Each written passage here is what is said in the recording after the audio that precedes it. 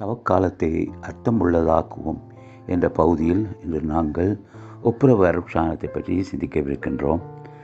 குறிப்பாக தவக்காலத்திலே நாங்கள் ஒப்புரவு அருட்சாதனத்திலே கலந்து கொண்டு இறைவனோடும் அயலவரோடும் ஒப்புரவாக அழைக்கப்படுகின்றோம்.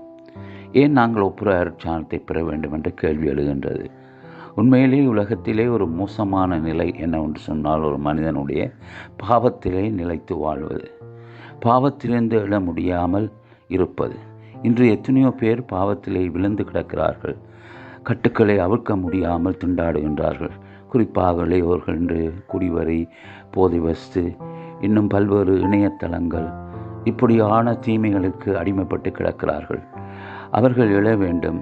தங்கள் பாவங்களிலிருந்து விடுதலை பெற அவர்களுக்கு உதவுவது இந்த ஒப்புரவு அருட்சாதனம். நாங்கள் சில வேளைகளில் எங்கள் உள்ளங்களை ஐந்து பார்க்காமலே நற்கருணை எடுக்கின்றோம். உள்ள தூய்மையோடு நற்கருணை எடுக்கின்ற பொழுதுதான் ஆண்டவர் எங்களுக்குள்ளே பிரசன்னமாயிருக்கின்றார். ஆண்டவர் எங்களோடு இருக்கின்றார். ஆகவே இந்த தவக்காலத்திலே நாங்கள் உண்மையான ஒரு ஒப்புரவு அருட்சாதனத்திலே பங்கெடுப்போம். கிறிஸ்துவே எங்களை மன்னிக்கிறார் என்ற உணர்வோடு நாங்கள் இந்த திருவருட்சாதனத்தை அணுகுவோம். குறிப்பாக நற்கருணைக்கு நிறைய வரிசைகள் நின்று கொண்டே போகின்றன. ஆனால் ஒப்புரவு அருட்சாதனத்தின் வரிசையோ மிகவும் குறுகியதாக இருக்கின்றது. ஆகவே இந்த தவக்காலத்திலே முதன்மையாக இருக்கின்றது நாங்கள் ஆண்டவரோடு ஒப்புரவாகி அவரிடம் திரும்பி வருவது. ஆமேன்.